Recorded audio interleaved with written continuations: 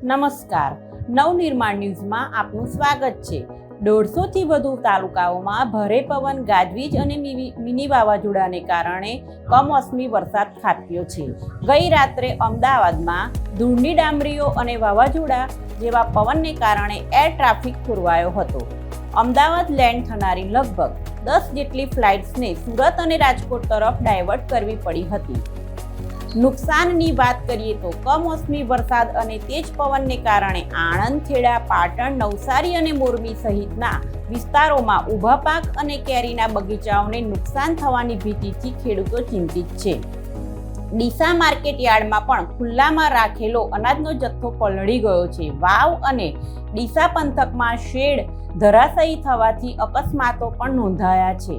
હવામાન વિભાગનું કહેવું છે કે રાજ્યમાં આગામી 4 દિવસ સુધી આવું જ વરસાદી વાતાવરણ યથાવત રહેવાની આગાહી કરવામાં આવે છે।